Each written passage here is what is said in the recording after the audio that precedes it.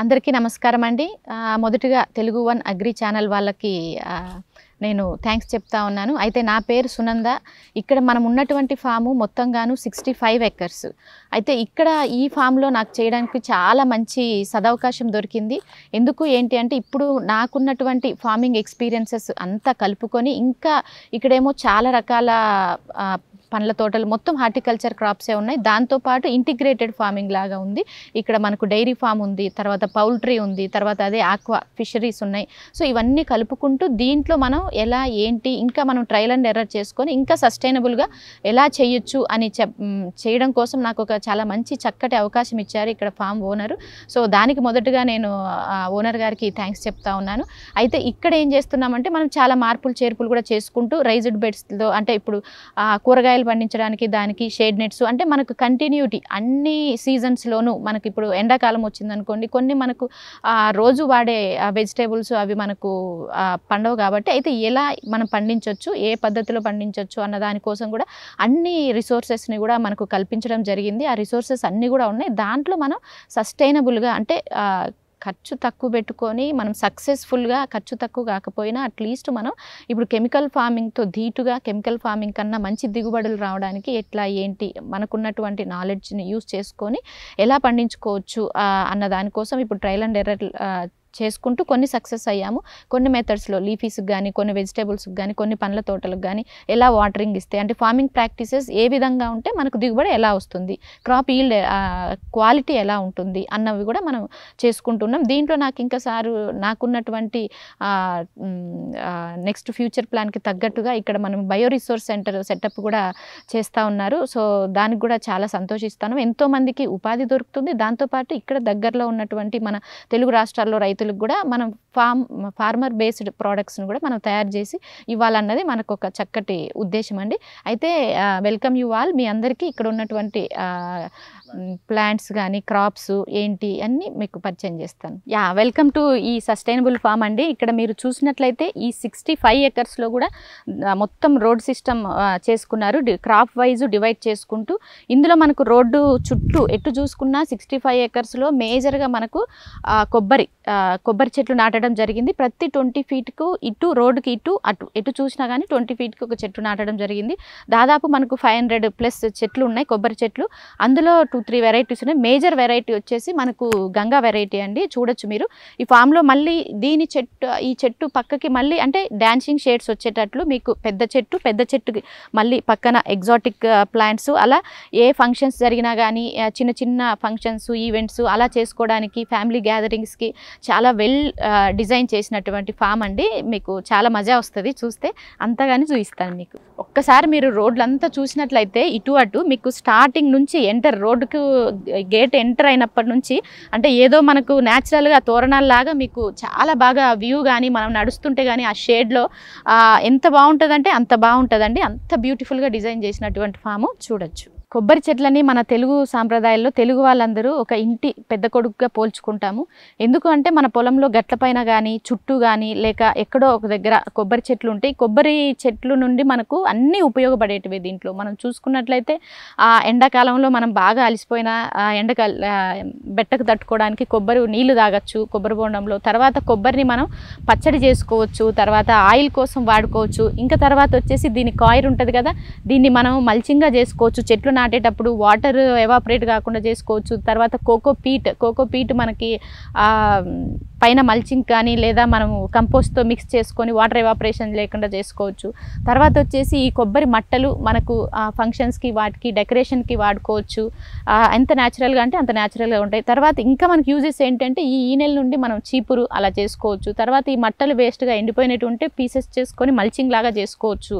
ఇన్ని ఉపయోగాలు ఉంటాయి కాబట్టి ప్రతి ఫార్మరు అంటే ఎక్కడో ఒక దగ్గర మనకు ఉన్నటువంటి కొద్ది ప్లేస్లో అట్లీస్ట్ మనకు పాలేకర్ గారు చెప్పిన విధానంలో కానీ ఎక్కడైనా కానీ మెయిన్ ప్రధానంగా ఒక్క చెట్టైనా అట్లీస్ట్ ఉంటే చాలా బాగా, చిన్న పిల్లలు అయితే చాలా ఇష్టంగా తాగుతారు కొబ్బరి బోండం.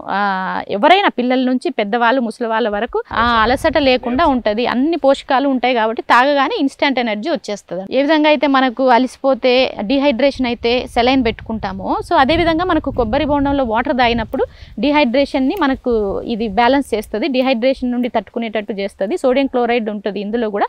సో మనకు డిహైడ్రేషన్కి అంటే సెలైన్ లాగా, న్యాచురల్ సెలైన్ లాగా ఇది యూజ్ అవుతుంది అన్నట్టు. సో ఖచ్చితంగా ఒక చెట్టు అయినా మనకు ఉన్న ఒక ఎకరానికి ఒక చెట్లు అయినా ఉంటే బాగుంటుంది. మనకి పాలేకర్ గారు 5 అంచెల వ్యవసాయ పద్ధతిలో కూడా సెంటర్లో మనకి కొబ్బరి చెట్టు చెప్పడం జరుగుతుంది.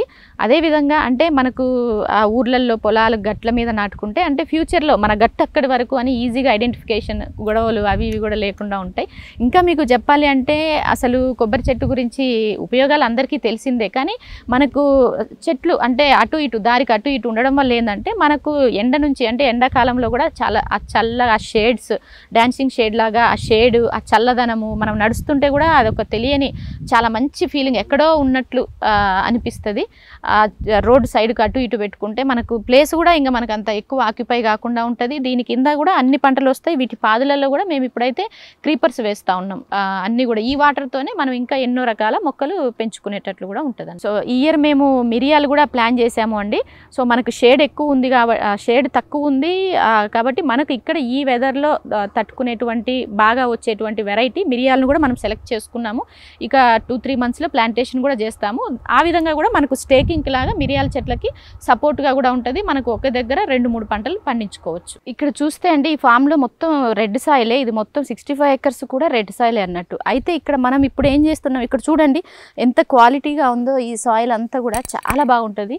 మనం ఏ హార్టికల్చర్ క్రాప్ అయినా కానీ, ఏ ఆకుకూరలు లేదా మనకు తీసుకుంటే వెజిటేబుల్ క్రాప్స్కి అన్నిటికీ కానీ రెడ్ సాయిల్లో పండిస్తే ఆ టేస్ట్ వేరుగా ఉంటుంది.